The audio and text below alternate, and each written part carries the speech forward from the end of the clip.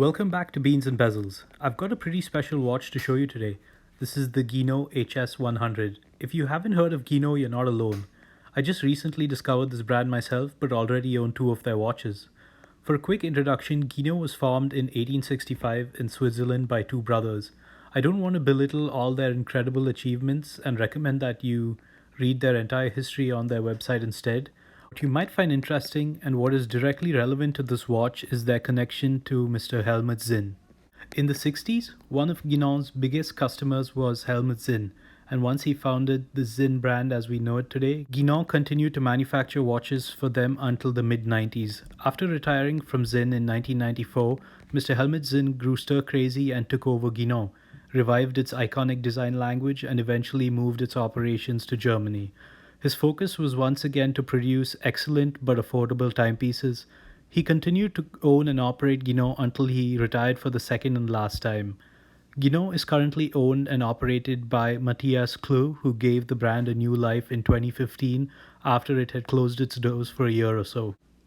This particular watch was made to commemorate Helmut Sinn's 100th birthday and was released in 2016. Let's take a closer look. The overall case design is the same as their Series 40 watches. It has a polished stainless steel case and a metal bidirectional bezel. I've been more attracted to their bead blasted cases like on the Starfighter Pilot, but I was surprised at how much I ended up liking the polished case on this watch. The lugs do attract fingerprints, but this isn't really a watch that was made to be kept in a safe somewhere. It has a screw-down exhibition style case back, and with the screw-down crown, this watch is rated to 200 meters of water resistance. On the case at 6 o'clock is the serial number of the watch. This watch is number 99 of her 100 pieces, and on the other side you see the model name engraved on the case. The overall case finishing is excellent, and I don't really think you could ask for more from the case except for maybe drill through lugs for easy strap changes. As mentioned before, the watch has protected pushers and a screw down crown, making it more robust and giving it a water resistance of 200 meters. Turning the watch over, you have a very clear exhibition case back, giving you an excellent look at the legendary Valjoux 7750 movement. It is moderately decorated and has the brand's logo engraved in red on the rotor. I have this watch on one of their leather rally straps. I bought this for my flight engineer, but it suits this watch quite well. They have an excellent range of leather straps that are quite reasonably priced for the level of craftsmanship that you're getting. They're in the 35 to 45 euro price range. I've usually stayed away from traditional Sinn and Breitling chronograph watches because of how busy their dials usually are. I've always felt that there's too much going on and found them to be difficult to read.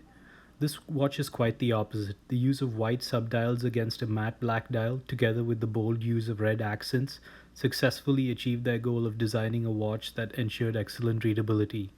Helmut Sinn's love for automotives is honored with the checkered flag style alternation of red, black and white accents around the main dial and the subdial at 12 o'clock. The timing seconds hand is a bold red color and appears to be hand painted. In my extensive search for flaws, I did notice a slightly uneven application of paint on this red hand, but this isn't easily visible to the naked eye. The watch has a friction-based bidirectional pilot bezel. It's easy to operate and does a good job of staying in place once you set it. There's a loom pip at 12 o'clock and the hour and minute hands are loomed as well. The metal bezel has an interesting finish with the elapsed time etched on there beautifully. The bezel is very easy to read and the interesting edge design makes it easy to grip and operate. The movement is a Valjoux 7750, which is somewhat of a legendary chronograph movement dating back to the 70s. This watch has a date complication, which although awkwardly positioned at the 4 o'clock, doesn't really attract any attention because of the black wheel background. The exhibition case back shows the moderately decorated movement with a beautifully branded rotor. The finishing on the movement is great for a watch of this price, and this watch is roughly 4.5 years old now and has not been serviced. I logged the watch's accuracy over a 5-day period and observed an accuracy of plus 2.5 seconds per day, and to me that is very impressive. I just realized I forgot to clean the case back and there's some fingerprints on there. This watch wears great on my 6.25 inch wrist. It has a lug-to-lug width of 48.5 millimeters and a diameter of 40.5 millimeters. I was initially worried about the 15.5 millimeter height, but this watch does appear to wear a bit smaller in that dimension than you would expect. I like the short lugs and it tends to make the watch feel smaller on the wrist than it actually is. My overall impression after wearing this watch for a week has been that this watch means business. It feels like a real instrument without giving you the feeling of needing to be responsible for it. I'm very impressed with the level of quality delivered by Guinand, and this watch has made me fascinated with German watchmaking once again. This may not be the slimmest, most elegant chronograph that exists, but it sure is among the easiest to read and works effortlessly, as should any timekeeping tool or instrument. No corners were cut in designing and manufacturing this watch, and I don't believe I will be parting with this particular watch anytime soon. This is where I usually say if you like everything you've heard about this watch, go ahead and buy it.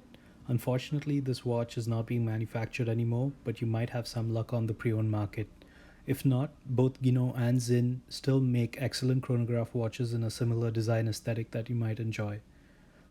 Thanks for watching, and be sure to read the full review of this watch in the link below.